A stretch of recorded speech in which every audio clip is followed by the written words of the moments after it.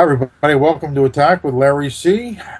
I'm your host, Larry Christiansen, and I have a really fascinating game to discuss. This is from the Aeroflot Open, but before that, let's talk a little bit about the upcoming Candidates Tournament, FIDE Candidates Tournament, being set to start on March 11th in Moscow, Russia, and we have quite a field in the FIDE Candidates Tournament.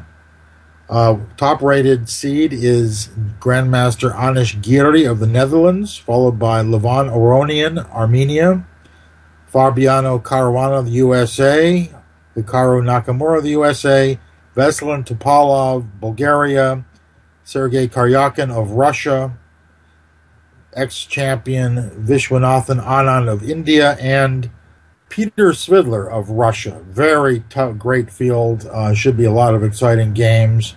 Anish Giri is all of course, very accomplished attackers, to say the least. I thought I'd share one of the relatively unknown examples of top seed Anish Giri's tactical mastery.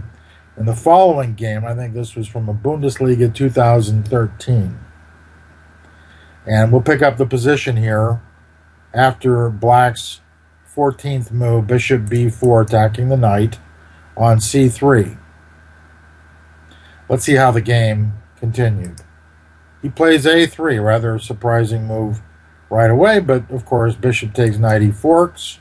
But he had to consider the possibilities far deeper than that. So bishop takes, queen f5, knight takes. That was easy to calculate, but what about now knight b3? Rather unsettling invasion of that knight because of the ever-present danger of knight d2. And also Black has plans like queen c5, queen d3, various invasions. Let's see how Giri handled all this.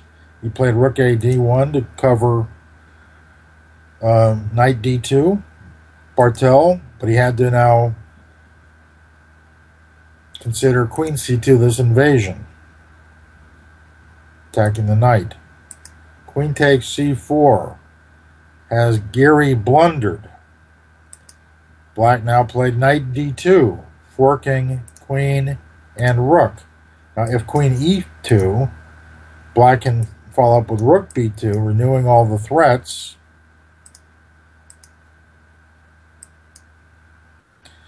And now White can bail out with rook c1, but Black can answer then with queen b3. If the rook moves, let's say rook fd1, Black has a discovered attack that is more than a little annoying, also hitting f2. That's not a very promising continuation, is it? No, Giri had this all figured out. He played queen takes c7, counterattacking, also hitting the rook on b8.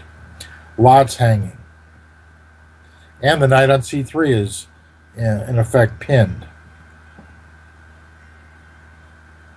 Let's see what Black did here.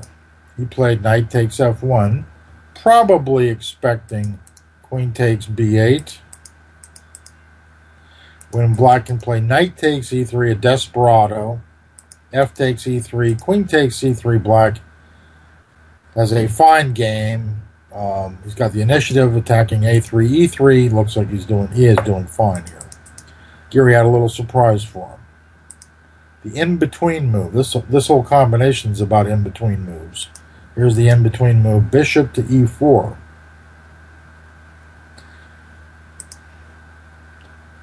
Now here, Bartel, very strong Polish GM, ought to have played queen b3.